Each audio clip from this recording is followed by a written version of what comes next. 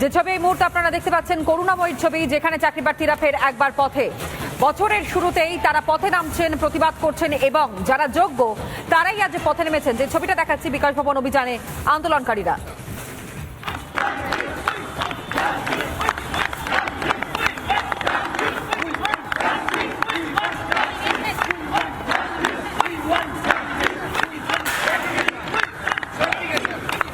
পিউ আমার সহকর্মী এই মুহূর্তে আমার সঙ্গে রয়েছে, আরো বিস্তারিত জানবো। পিউ, এই মুহূর্তে সেখানকার কি পরিস্থিতি? গতদিনও আমরা দেখেছি কিভাবে পুলিশের হেনস্থার মুখে পড়তে হয়েছিল তাদের, আজ ফের শহরের রাজপথে তারা।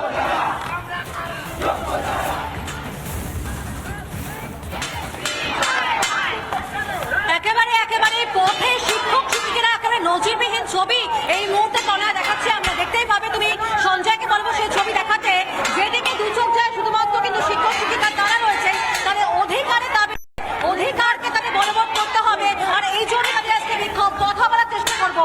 আপনাদেরকে বারবার পথে কেন নামতে হচ্ছে? পথে নেমে আপনাদের অধিকার বলবৎ করতে হবে। দেখুন, আমরা সত্যি খুব আতঙ্কিত যে আমাদের কোনো দুর্নীতি তালিকায় নাম না থাকা সত্ত্বেও কলকাতা হাইকোর্টের এক অবাস্তব রায়ে আমরা চাকরিহারা, এবং এই মুহূর্তে আমাদের কেসটি সুপ্রিম কোর্টে চলছে। আমরা ন্যায়ের আশায় আমরা এখানে অবস্থান করছি। আমাদের উদ্দেশ্য শিক্ষামন্ত্রীর সঙ্গে দেখা করা, আমাদের উদ্দেশ্য মাননীয় মুখ্যমন্ত্রী, আমি মুখ্যমন্ত্রী বলবো না, আমি দিদি বলবো, যে দিদি আমাদের ব্যাপারটা উনি হৃদয় দিয়ে অনুভব করুন, উনি ভাবুন যে এত ডেপুটেশন দিতে চাইছেন আপনারা, শিক্ষামন্ত্রীর কাছে ডেপুটেশন দেবেন আজকে? হ্যাঁ, শিক্ষামন্ত্রীর কাছে আমরা ডেপুটেশন দেবো, এবং সব থেকে বড় কথা আমরা মাননীয় মুখ্যমন্ত্রীর কাছে আমরা করজোড়ে আবেদন করছি যে আমাদের বিষয়টা ভাবুন। আমরা কখনো কোনো দুর্নীতি করিনি, আমরা কোনো অপরাধ করিনি, আমরা শুধু আমাদের যোগ্যতার প্রমাণ দিয়ে সৎভাবে চাকরি পেয়েছি। আমরা 6 বছর ধরে যোগ্যতা সহ চাকরি করছি, তাহলে আজকে কেন আমাদের পথে নামতে হলো? আমরা রাস্তায় পড়ে রয়েছি, ছোট ছোট বাচ্চা নিয়ে আমরা রাস্তায় বসে রয়েছি। একেবারে ঠিক তাই, এতগুলো বছর ধরে চাকরি করার পরও তাদের চাকরি নিয়ে অনিশ্চয়তা, তাই তাদেরকে পথে নামতে হচ্ছে।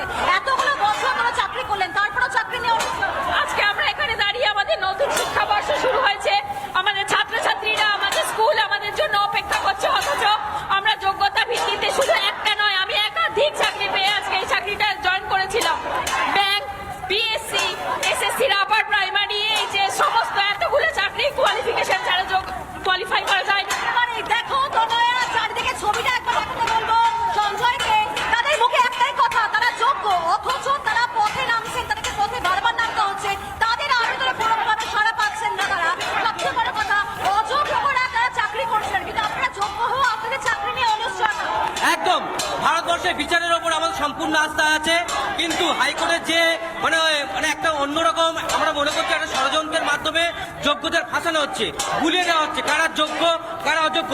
কিন্তু হাইকোর্ট যে 17 দফায় বলেছিল যে যারা অযোগ্য তাদের মধ্যে আমাদের কিন্তু একজনও কেউ নেই, অর্থাৎ আমরা পরীক্ষা দিয়ে যোগ্যতার মাধ্যমে মেরিটে আমরা প্যানেলে 6 থেকে 7 বছর চাকরি করছি, কিন্তু এখানে যোগ্য অযোগ্য খুলে ফেলছে, যার প্রতিবাদে আমরা আজ র্যালি করে বিকাশ ভবন শিক্ষামন্ত্রীর কাছে যাব। দিদি, রাস্তা থালা নিয়ে বেরোতে হচ্ছে, একদম থালা নিয়ে বের করে দিয়েছে আমাদেরকে। আমাদের যোগ্যতার এত প্রমাণ দেওয়া সত্ত্বেও আমাদেরকে চাকরিটা খেয়ে নিল। আমাদের এই জবাব চাই, জবাব দিতে হবে এসএসসিকে, কারণ আমরা এসএসসির কাছে সমস্ত রিক্রুটমেন্ট প্রসেস নিয়ে পরীক্ষা দিয়েছি, পাশ করে ছুটি কাটিয়ে চক ডাস্টার নিয়ে পড়াশোনা করাবেন, আজকে থালা হাতে নিয়ে রাস্তায় বেরোতে হচ্ছে। একদম থালাই হাতে ধরিয়ে দিয়েছে আমাদের। এরপরে যদি চাকরিটা আমাদের চলেই যায় বা স্টেটে যদি উঠে যায় এবং এই অর্ডারটা যদি থেকে যায়, তাহলে আমাদেরকে থালায় হাতে করেই বসতে হবে।